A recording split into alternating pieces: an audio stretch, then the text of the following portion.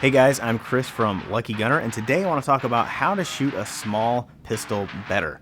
A lot of people will learn how to shoot on a full-size handgun, maybe a compact, but they'll want to carry something smaller, and if it's really small, like this Glock 43, one of the single stack 9mm, or maybe a 380 like the Ruger LCP, they'll find that they can't shoot them that well. It'll take them out to the range, they won't be as quick or as accurate as they are with a full size, and then they'll just justify it and say, well, you know, it's just kind of a point blank sort of emergency gun anyway, I don't have to know how to shoot it that well.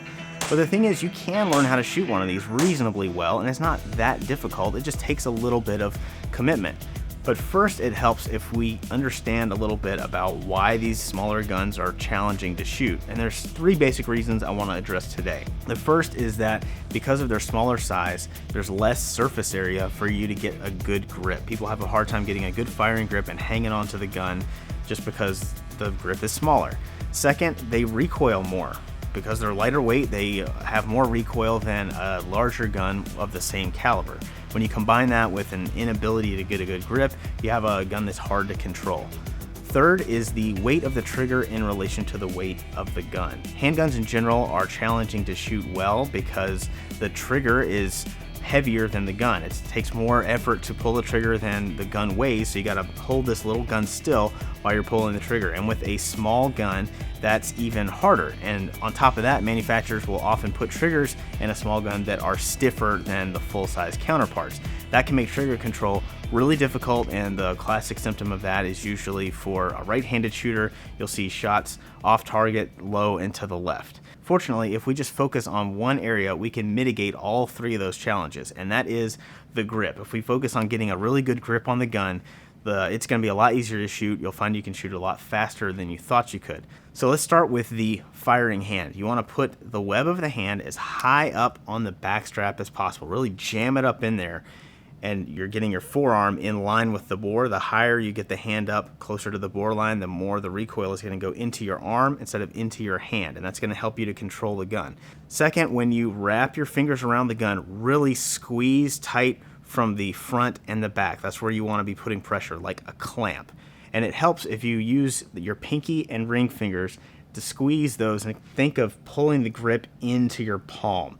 And that's also going to help bring the gun back down after recoil. It'll snap right back onto target after every shot.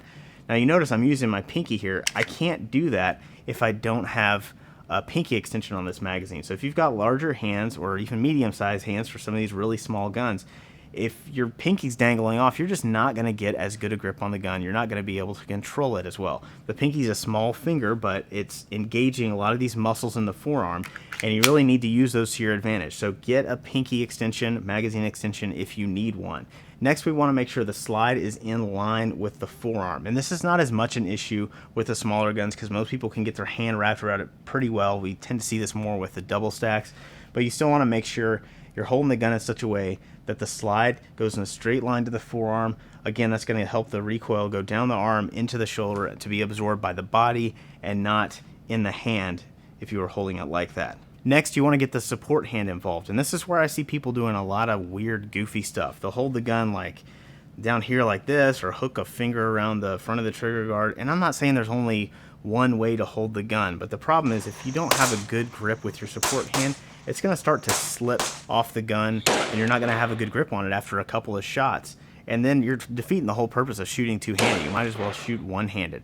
What you want to do is cup the support hand, put it into the strong hand fingers like that, and squeeze the life out of it. So you're putting pressure on the left and right side while the strong hand's putting pressure on the front and the rear. So that way you've got pressure all the way around the gun, 360 degrees of support, and at the same time you can use the pinky and ring fingers on your support hand to do the same thing as the strong hand and kind of push that grip into the palm of your hand. And I'm squeezing really tight with the support hand. I'm putting a lot of pressure on there. It's almost painful. The same thing with the strong hand, but I still need to have some dexterity with my trigger finger, obviously. With the support hand, I just really crush it hard. If you have a good firing grip with the gun, the sights are going to pop back on a target after every shot. You're really going to go a long way in mitigating recoil, and trigger control is going to become a lot easier too. Ultimately, you just have to put in some practice and put some rounds down range in order to shoot one of these little guns well. but it is very possible. These don't have to be just a close your eyes and hope for the best kind of gun. They can be a very formidable fighting tool if you're willing to put in the effort and you're intentional about how to apply the fundamentals to a smaller size.